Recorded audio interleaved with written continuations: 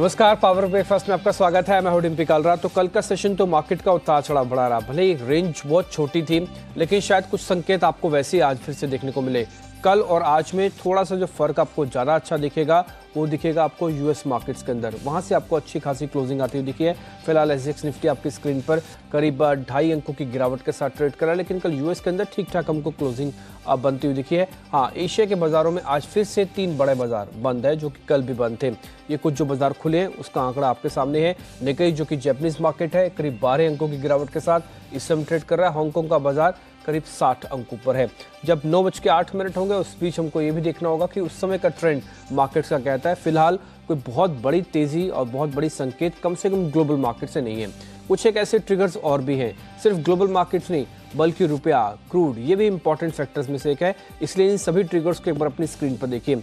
आज निफ्टी की पहले तो 3 बड़ी कंपनीज के नंबर आने वाले हैं। गेल के नंबर आएंगे, आज एचपीसीएल के नंबर होंगे, साथ ही वादा बाजार की करीब 13 कंपनियां अपने नतीजे उतारेगी। तो नंबर्स का जो लास्ट एक्शन जो होता है अब वापस आपको शुरू होता दिख रहा है, इसलिए झड़ी लग जाएगी वापस से नतीजे आने की। इसके अलावा एमपीसी की बैठक जो ये तय करेगी कि ब्याज दर में कटौती होनी चाहिए नहीं होनी चाहिए। नए आरबीआई गवर्नर की ये पहली एमपीसी की बैठक है, तो इसमें थोड़ा मत बटा हुआ है। कल तक यानी कि बजट से ठीक पहले तक तो ऐसा लग रहा था कि दरों में कटौती होगी, लेकिन बजट आने के बाद, इकोनॉमी का कुछ डाटा आने के बाद लग रहा है शायद दरों को लेकर कुछ पीछे हट जाए आरबीआई। इस बीच ग्लोबल मार्केट के संकेत मिले जुले हैं। हाँ, C2 फैक्टर में क्रूड और करेंसी, उसमें करेंसी ज़्यादा ब्लीड करता हुआ, ज़्यादा नुकसान पहुंचाता हुआ कल भी 50 पैसे की कमजोरी हुई है। ये 4 अहम ट्रिगर्स हैं। सबसे पहले अहम ट्रिगर ग्लोबल मार्केट्स, इस पर एक बार राय ले लेते हैं, समझ लेते हैं। संदीप मेरे सहयोगी हैं। उसके बाद हम मार्केट का आउटलुक भी जानेंगे। आज बिजनेस के मैनेजिंग एडिटर अनिल सिंह भी हमारे साथ जुड़ रहे हैं, उनसे भी समझेंगे आज क्या करना है बाजार के अंदर। लेकिन पहले ग्लोबल मार्केट जरा देख लीजिए। संदीप बताएं। काफ़ी मिले जुले संकेत हैं डिम्पी। इनफैक्ट आप एशियन मार्केट देखें तो आपने बताया कई सारे की मार्केट्स हैं जो कि बंद है। चीन और कोरिया के बाजार तो बंद नहीं है, ताइवान तो पूरे हफ्ते के लिए बंद है। और आज जो शुरुआत हुई है खासतौर पे निकेई में मजबूत शुरुआत हुई थी, लेकिन अब देखिए लाल निशान में फिसलता हुआ दिखा है। करें तो 2 बड़े पॉजिटिव्स हैं। एक तो ये कि कल यूएस के मार्केट 1.25% तक चढ़ के बंद हुए। अल्फाबेट एक बड़ी आईटी कंपनी है जिसके नंबर्स आने वाले थे, और उससे पहले पूरा जो आईटी पैक था वो कहीं ना कहीं परफॉर्म करता हुआ दिख रहा था। 2% तक की तेजी आईटी स्टॉक्स में देखने को मिली थी। यही कारण था कि नैस्डैक सबसे ज्यादा चढ़ के बंद हुआ। डाउ जोन्स में भी करीब 250 अंकों के आसपास का उछाल देखने को मिला। लेकिन हाँ, आईटी ही एक ऐसा पैक था जो कि लीड करता हुआ दिख रहा था। उसके अलावा अगर आप देखें तो यूरोपियन मार्केट्स मिले जुले बंद हुए हैं। एक बात ये भी है अच्छी कि कल जो क्रूड में चाल अगर आप देखें तो वो थोड़ी सी नरमी की देखने को मिली थी। 0.5% ब्रेंट गिरा था, और WTI क्रूड में भी करीब 1.25% के आसपास ही गिरावट देखने को मिली थी। बाकी ओवरऑल अगर आप देखें जो क्रूड में गिरावट आई है उसमें यूएस में जो फैक्ट्री ऑर्डर्स के आंकड़े आए थे नवंबर में, उसमें अनुमान के विपरीत गिरावट देखने को मिली है। तो एक बार फिर से ग्लोबल स्लोडाउन के जो कंसर्न्स हैं वो पैदा होने लगे, जिस वजह से क्रूड गिरा। और आज जो एशियन मार्केट की शुरुआत हुई है, भले ही निके जैसे मार्केट ऊपर खुले, लेकिन ऊपरी स्तरों पर टिकने में काफी ज्यादा दिक्कतें हो रही है, और एसजेएक्स निफ्टी भी एक सपाट ओपनिंग के इंडिकेशन दे रहे हैं। तो काफी नरमी और काफी मिले जुले संकेत आज ग्लोबल मार्केट से नजर आ रहे हैं। ठीक है, ग्लोबल मार्केट से नरमी और कुछ मिले जुले संकेत है। इस बीच एफआईज और डीएस का पहले कामकाज आप देखिए, उन्होंने बीते सत्र क्या किया, उसके बाद फिर आज की रणनीति। एफआईज ने कैश सेगमेंट में करीब 112 करोड़ रुपए की है बिकवाली। ये हालांकि बहुत छोटी है। अगर आप एक दिन पहले प्रीवियस देखेंगे, जिस दिन बजट के अंदर उन्होंने कामकाज किया था, उस दिन बहुत बड़ा आंकड़ा था, 1100 प्लस करोड़ का आंकड़ा था। डीएस की तरफ से कल 65 करोड़ रुपए की बिकवाली हुई है। इंडेक्स के फ्यूचर्स में कल 184 करोड़ रुपए की बिकवाली हुई है। हाँ, इंटरेस्टिंग आंकड़ा इंडेक्स के ऑप्शन में, जहां पे 1186 करोड़ 87 करोड़ का आंकड़ा वापस आते हुए दिखा। रही बात स्टॉक्स फ्यूचर्स की, तो 110 करोड़ रुपए की एक एवरेज वाली जो बाइंग टिपिकली होती है वही आपको देखने को मिली है। जी बिजनेस के मैनेजिंग एडिटर अनिल सिंह भी इस बीच हमारे साथ जुड़ चुके हैं। एक बार उनसे भी राय लेते हैं क्या करना चाहिए आज। तो एक बार समझते हैं निफ्टी बैंक निफ्टी पर रणनीति।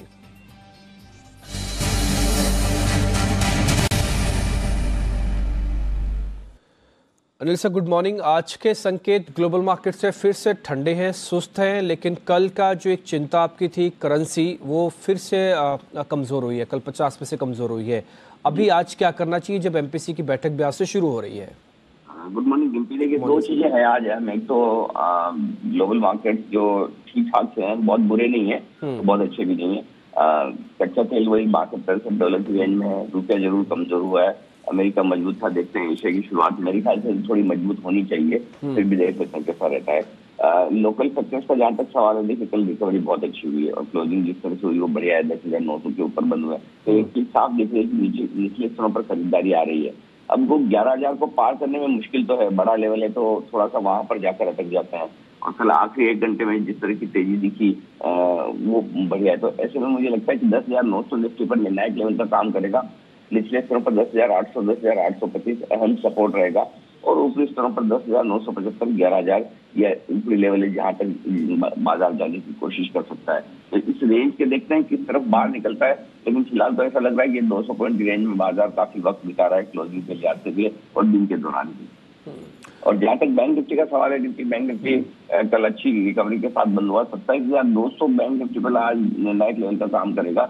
निचले स्तरों पर 27,000 और ऊपरी स्तरों पर 27,500 के आसपास जाने की कोशिश हो सकती है। तो दोनों ही जगह मुझे लगता है अगर से शुरुआत हो, कमजोर शुरुआत हो तो खरीदारी का मौका बनेगा निफ्टी में भी और बैंक निफ्टी में। तो सर फिर सेक्टर कौन सा ध्यान रखें? यूएस में तो आईटी ने काफी मजबूती दिखाई है पिछले 2 दिन से। हाँ, आईटी रहना चाहिए, अब भी मजबूत रहना चाहिए। आईटी में हल्की हल्की खरीदारी आपको दिखेगी और साथ ही बैंक मुझे लगता है थोड़े और मजबूत होंगे, कल की तेजी को आगे और बढ़ाने की कोशिश करेंगे। तो ये 2 सेक्टर मजबूत रहेंगे। बाकी तो आपने जैसा कहा अभी 13 वायदा कारोबार की कंपनी के रिजल्ट है, 3 निफ्टी की कंपनी के रिजल्ट है, तो एक्शन पूरा स्टॉक स्पेसिफिक हो जाएगा। सर चलते चलते एक सवाल आपसे और था, ये विजय माल्या का जो प्रत्यार्पण का मामला है ये बाजार के लिए कितनी इंपॉर्टेंस रखता है? ये बहुत इंपॉर्टेंट है और अगर आप 1 और 1 11 करना चाहें तो वो सीधा कोरिलेशन है कि कल जब हम आखिरी आधे घंटे में बात कर रहे थे कि किस तरह से बैंक निफ्टी तेजी से भागा है, उसका कारण मुझे अब समझ में आया कि बैंक निफ्टी के चलने की वजह यही थी कि शायद कहीं के भनक होली के विजय माल्या को भारत लाया जा रहा है। तो ये बैंकों के लिए पॉजिटिव खबर है। इस लिहाज से पॉजिटिव है कि आप पैसा खाकर अगर भाग जाएंगे तो सरकार पकड़ कर ला सकती है। ये बड़ा एग्जाम्पल सेट करेगा। नहीं तो अब तक ये होता था कि कई सारे डिफॉल्टर ऐसे हैं, वो सोचते हैं कि ठीक है ना, निकल जाएंगे, बाहर चले जाएंगे, क्या हो जाएगा। तो ये इस लिहाज से कल मुझे लगता है बैंकिंग शेयरों का जो मूव आया वो हो सकता है, न कि हम ये अंदाज लगा रहे थे कि पॉलिसी की वजह से हो सकता है कि कहीं बाजार बैंक निफ्टी मजबूत होता हुआ दिखा है। तो ये डेफिनेटली पॉजिटिव है, इसमें कोई डाउट नहीं। ठीक है सर, बहुत शुक्रिया आपका। आज आईटी बैंक्स पे फिर से ध्यान रखना है। निफ्टी के अंदर स्ट्रेंथ है 10,900 निर्णायक लेवल है, सपोर्ट के लिए 10,825 होगा निफ्टी के लिए, 27,200 की इंपॉर्टेंस बैंक निफ्टी पर बरकरार है।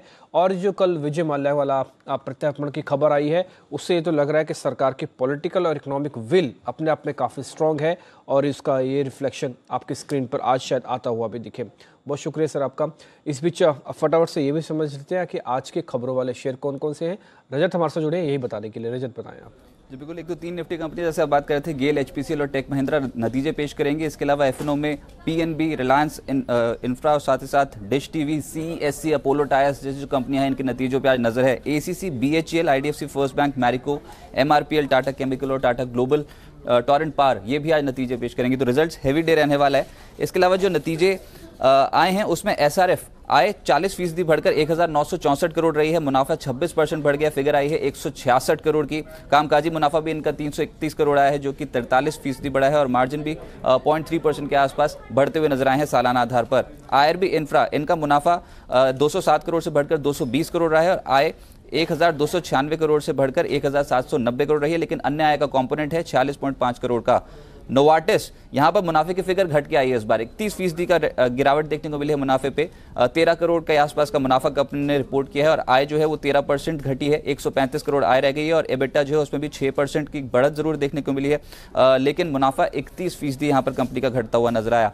बलरामपुर चीनी 97% मुनाफे में बढ़त है, 120 करोड़ का मुनाफा कंपनी ने रिपोर्ट किया। कामकाजी मुनाफा 46% बढ़ा है। आय हालांकि 6% जरूर घटी है, लेकिन इनके मार्जिन यहां पर 10.9% से बढ़कर 17% के आसपास रिपोर्ट हुए हैं। और स्पार्क, जिसमें घाटे की फिगर बढ़ के आई है इस बार, 58 करोड़ के मुकाबले 69 करोड़ का घाटा है और साथ साथ आय जो है 19 करोड़ से बढ़कर 20 करोड़ के आसपास होती हुई नजर आई है। लेकिन जो बड़ी खबरें हैं जिनको हम क्लोजली ट्रैक कर रहे हैं उसमें सबसे पहले है जुबिलेंट फूडवर्क्स, क्योंकि जीएसटी कटौती नहीं की ऐसा नेशनल एंटी प्रॉफिटियरिंग अथॉरिटी जो कि जीएसटी का बेनिफिट ग्राहकों को पास करना चाहिए था वो कंपनी ने नहीं किया है और कुल मिलाकर 41.42 करोड़ का ऐसा रेवेन्यू है जो कंपनी ने इलीगली कमाया है, ऐसा एनएए कह रहा है और ये 41.42 करोड़ जो है वो सरकार को वापस करने होंगे कंपनी को। वेदांता पे खबर ये है कि मूडीज ने वेदांता रिसोर्सेज पर नेगेटिव आउटलुक कर दिया है। केन इंडिया का एंग्लो अमेरिकन में जो निवेश है उसको क्रेडिट नेगेटिव बता रही है मूडीज, इसके चलते आउटलुक को नेगेटिव किया गया है। डॉक्टर रेड्डीज एंडेवर कंपनी के खिलाफ जो यूएस कोर्ट में मुकदमा चला रही थी वो हार गई है। सुबेक्सॉन के जेनरिक दवा का लॉन्च किया था, तो डॉक्टर रेड्डीज के लिए एक अच्छी खबर है। और भारतीय एयरटेल पर भी नजर रखनी होगी क्योंकि मूडीज ने सीनियर अनसिक्योर्ड नोट्स यानी कि बॉन्ड्स की रेटिंग घटा दी है, रेटिंग BAA3 से घटाकर BA1 कर दी है, आउटलुक को नेगेटिव कर दिया। और आखिर में है कोल इंडिया, बोर्ड ने 4.47 करोड़ शेयरों के बायबैक को मंजूरी दे दी है। 235 रुपये प्रति शेयर के भाव पे बायबैक होगा और यानी कि मौजूदा भाव से लगभग 5.8% के प्रीमियम पर। सेंसेक्स निफ्टी समय सपाट हो चुका है। हाँ, जापानीज मार्केट अभी भी कमजोर है। यूएस की कल अच्छी खासी क्लोजिंग मिली और आज ज्यादातर एशिया बाजार इस समय मिले जुले कर रहे हैं कामकाज।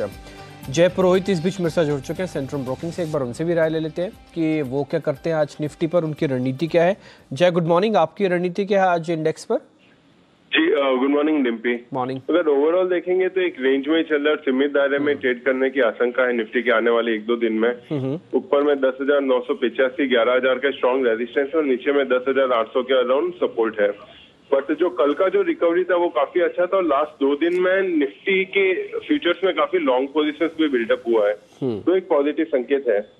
तो अगर थोड़ा करेक्शन आता है 20-30 पॉइंट का कल की क्लोजिंग से तो बाय करना चाहिए 10,845 के स्टॉप लॉस के साथ में और 10,970 का टारगेट रहेगा। ठीक है, आपके स्टॉक्स कौन से हैं जय? फर्स्ट है इंफ्राटेल। इंफ्राटेल में एक इनवर्स HNS पैटर्न बन रहा है, हेड एंड शोल्डर पैटर्न, तो चांसेस है कि वो 305 से 310 के लेवल आज या कल तक में दिखा सकता है, तो 290 के स्टॉप लॉस से उसको बाय कर सकते हैं। ठीक है। और सेकेंड है RBL बैंक। RBL बैंक काफी टाइम के बाद में एक रेंज ब्रेकआउट दिया है। कल वॉल्यूम्स भी काफी अच्छे थे और दिन के ऊपरी स्तर पे बंद हुआ है, तो उसमें मोमेंटम कंटिन्यू रहना चाहिए। 625 के लगते के लिए बाय कर सकते हैं 580 के स्टॉप लॉस के साथ। ठीक है, RBL बैंक पे करें खरीदारी। 625 का टारगेट है और भारतीय इंफ्राटेल पे भी 290 का एक स्टॉप लॉस रख के आप खरीदारी करें तो 305 का टारगेट आज मिल जाना चाहिए। ये जैसे 300 पार करेगा तो आप बहुत जल्दी से आपको टारगेट भी अचीव करवा देगा। बहुत शुक्रिया जय आपका ये कार्यक्रम में जुड़ के दोनों कॉल से निकले। दोनों इंटरेस्टिंग कॉल्स हैं, एक के अंदर स्ट्रेंथ और एक के अंदर स्ट्रक्चरली जो मजबूती दिखी कंसोलिडेशन के बाद वो आज काम आ सकती है। कुछ और ट्रेडिंग कॉल्स भी हमने आपके लिए कलेक्ट की हैं, जरा आप नोटिस कीजिए। अलग अलग जो ट्रेडिंग हाउसेस की कॉल्स हैं उसमें एवेन्यू सुपरमार्ट यानी कि डी मार्ट, आप इस पर एक बार खरीदारी कर सकते हैं। 1510, 1525 दो बड़े टारगेट आपके लिए और एक कल 1500 के आसपास से बंद हुआ है। 1450 का एक स्टॉप लॉस रख लिया। एक्सेस सिक्योरिटीज की रिकमेंडेशन है। एक ट्रेड और भी है उनकी तरफ से, एक बार जरा वो भी देख लेते हैं। वो कौन सा हुआ? IGM। कल गैस से जुड़े हुए जितनी भी कंपनीज थी टिपिकली वो अच्छा मूव दे रही थी, तो एक बार इस पर भी ध्यान रखें। कल हालांकि हैवीवेट रिलायंस इंडस्ट्रीज ने भी बाजार के पुल बैक में काफ़ी योगदान दिया। IGL 302 के टारगेट के लिए आप करें खरीदारी। ठीक 300 के नीचे आके इसने क्लोजिंग दी है और 290 का एक स्टॉप लॉस भी रखा जा सकता है। बाटा कंजम्पशन वाली थीम बिल्कुल नहीं रुक रही और कल भी हमने देखा कि कंज्यूमर ओरिएंटेड काफ़ी सारे शेयर्स चले। बाटा इंडिया के अंदर आज 12 का टारगेट रख के खरीदारी करें। 1163 का एक स्टॉप लॉस रखा जाए। ये 1185 के आसपास है, शायद फ्लैट खुलेगा तो आपको आराम से ये शेयर मिल जाएगा। 1212 का टारगेट इसमें रख लिया जाए। ये भी मनी की रिकमेंडेशन है। दूसरा एक शेयर है रिलायंस इंडस्ट्रीज। कल का तो हैवी वेट है, ये तो चला ही था और इसने पूरे बाजार को काफ़ी स्ट्रेंथ दी है। आज भी अगर प्रॉफिट बुकिंग नहीं करवाता है तो शायद थोड़ी और मोमेंटम दिखा सकता है। 1340 आज का टारगेट भी रख सकते हैं आप। 1290 का एक रेंज है जिस पे कल इसकी क्लोजिंग हुई है। 1260 एक स्टॉप लॉस होगा। ये एक और रिकमेंडेशन है जो ABE मनी की तरफ से हमको आती दिखी। मोतीलाल ओसवाल ने भी रिकमेंडेशन दी है। ठीक है, आगे बढ़ रहे हैं। जरा कम्युनिटीज मार्केट का एक जरा आउटलुक ले लेते हैं। अजय केडिया इस बीच मेरे साथ जुड़ चुके हैं। Ajay good morning. First of all तो गोल्ड पे आपकी राय, सोने के अंदर इस समय क्या किया जाए? या ये सेल ऑन राइज वाला हो गया अब या फिर बाइंग ऑन डिप्स वाला है? Good morning Dimpy. देखिए इंटरनेशनल में तो हमने ऑलरेडी काफी अच्छा करेक्शन देखा। इंटरनेशनल हमने लास्ट वीक 1324 का लेवल देखने के बाद कल 1312 तक का भी लेवल देखा। बट डोमेस्टिक मार्केट में जिस दिन से रुपए में गिरावट आ रही है वो कहीं ना कहीं बाय ऑन डिप्स का स्ट्रेटेजी दे रहा है डोमेस्टिक मार्केट। तो आई थिंक आज भी रुपए में जो गिरावट आने वाले दिनों में और बढ़ सकती है, उसी के लिए आज डोमेस्टिक मार्केट पे गोल्ड मुझे लगता है बाइंग करके चलना चाहिए। इनिशियल टारगेट तो 33,650 तक का है, बट ओवरऑल मुझे लगता है कि ये तेजी 34,000 तक का भी लेवल गोल्ड में दिखा सकती है। अजय क्रूड की रेंज क्या रहेगी? ये 60 के नीचे आएगा नहीं, 65 के ऊपर जाएगा नहीं, फिलहाल ऐसे ही होगा क्या? बिल्कुल डीपी मार्केट एकदम एक बड़े दायरे में अटक गया है। एक तरफ हम यूएस से देख रहे कंटिन्यू प्रोडक्शन बढ़ रहे हैं, जबकि जो पॉलिटिकल टेंशन या वेनेजुएला का जो इशू था वो कहीं ना कहीं प्राइसेस को सपोर्ट करता है। आई थिंक ब्रॉडर रेंज यही चलेगी। इनफैक्ट कल के सेशन में हमने डोमेस्टिक मार्केट में 4000 का भी लेवल छूते हुए देखा था रुपए की गिरावट की वजह से, बट एक शाम के सेशन में हमने फिर से ड्रॉप देखा था। मुझे लगता है ब्रॉडर रेंज डोमेस्टिक मार्केट की अगर बात करें तो 3800 नीचे में और 4000 का लेवल ऊपर में, ये दायरे में ही ट्रेड करना है। आज के लिए बेच के चलना चाहिए 3850 के टारगेट के लिए। अजय रुपया काफ़ी कमज़ोर हो रहा है, ये आज 72 तो नहीं हो जाएगा? कल 7180 की क्लोजिंग थी। नहीं, नो डाउट कल के सेशन में क्रूड दिख रहा था ऊपर, तो जो डेफिनेटली लग रहा था, बट इन ऑल मुझे लग रहा है कि ये रुपया धीरे धीरे जो आरबीआई से भी जो एक्सपेक्टेशंस है वो कम होते हुए दिखाई दे रही है। तो आई थिंक मुझे लगता है 72 का लेवल जल्द ये अपने में ही तोड़ देना चाहिए। ओवरऑल मुझे लगता है कि फ्यूचर्स की अगर बात करें तो 72.20, बट ओवरऑल मुझे लगता है 72.60, 72.70 तक का भी लेवल जल्द दिखा सकता है। बहुत शुक्रिया अजय, सुबह सुबह समय देने के लिए। गोल्ड खरीदना है, क्रूड के अंदर बिकवाली करनी है, रुपए के अंदर आज और कमजोरी आ सकती है, 72.20 तक का स्तर मिलेगा, ये आपके लिए टारगेट है। बहुत शुक्रिया अजय। अब आगे बढ़ रहे हैं और जरा कम्युनिटीज मार्केट के इस रैप के बाद अब जरा ब्रोकिंग हाउसेस की रिपोर्ट्स क्या कह रही है मार्केट्स को लेकर, एक बार जरा वो जानिए। दिवांशी मेरी सहयोगी मेरे साथ जुड़ी है, आपको बता रही है। दिवांशी बताएं आप। बिल्कुल, आज सबसे पहले सीएलएसए ने आदित्य बिरला फैशन पर जो रिपोर्ट निकाली है, क्योंकि उन्होंने अपने जो लक्ष्य हैं वो यहाँ पे बढ़ा दिए हैं। पॉजिटिव रिपोर्ट यहाँ पे आती हुई दिख रही है। लक्ष्य 240 से बढ़ाकर 265 तक के किया और ये मान के चल रही है कि पैंटालून्स की जो SSSG ग्रोथ है वो काफ़ी बेहतर आती हुई दिख रही है और आगे भी यहाँ पे SSSG ग्रोथ बढ़ती हुई दिखेगी। इसके अलावा जो मार्जिन्स हैं पैंटालून्स के वो भी यहाँ पे काफ़ी बढ़ते हुए दिखेंगे, ये काफ़ी पॉजिटिव है। और इसके अलावा मजबूत आई से जो नतीजे हैं वो काफ़ी बेहतर आते हुए दिखे हैं आदित्य बिरला फैशन के, इसके कारण उन्होंने अपने लक्ष्य भी बढ़ा दिए हैं। तो एक positive report Aditya Birla fashion पर। इसके अलावा एक नेगेटिव रिपोर्ट यहाँ पे एक्साइड पर आती हुई दिख रही है। नोमुरा ने यहाँ पे जो अपने लक्ष्य वो घटा दिए हैं। एक्साइड पर जिस तरह से नतीजे आए हैं वो अनुमान से थोड़े से खराब आते हुए दिखे हैं। लक्ष्य 272 से घटाकर 236 तक के कर दिए हैं। न्यूट्रल रेटिंग बरकरार रखी है और अपने लक्ष्य घटा दिए है। वहीं पे यूबीएस ने भी एक्साइड पर अपनी जो खरीदारी की राय है वो बरकरार रखी है और जो लक्ष्य है 335 के वो भी बरकरार रखे हैं। वो ये मान के चल रहे हैं कि अन्य आय और साथ ही जो टैक्स में बढ़ोतरी हुई है उसी के कारण यहाँ पे जो मुनाफा है वहाँ पे थोड़े से घटते हुए दिखे हैं। साथ ही आज एसआरएफ पर यूबीएस की रिपोर्ट आई है जहाँ पे खरीदारी की राय को बरकरार रखा है और लक्ष्य 2400 तक के दे रहे हैं और वो ये मान के चल रहे हैं कि अनुमान के मुताबिक ही यहाँ पे नतीजे आते हुए दिखे हैं। जो स्पेशलिटी केमिकल है वो अनुमान था कि यहाँ पे परफॉर्म नहीं करेगा और वैसे यहाँ पे स्पेशलिटी केमिकल ने परफॉर्म नहीं किया और इसके अलावा जो केमिकल क्षेत्र है वहाँ पे मार्जिन्स अनुमान से थोड़े से खराब आते हुए जरूर दिखे हैं। 2400 का टारगेट है एसआरएफ पे, आज इसमें खरीदारी हो सकती है। नंबर्स को कुल मिला के ठीक बताया जा रहा है। दिवांशी बहुत शुक्रिया।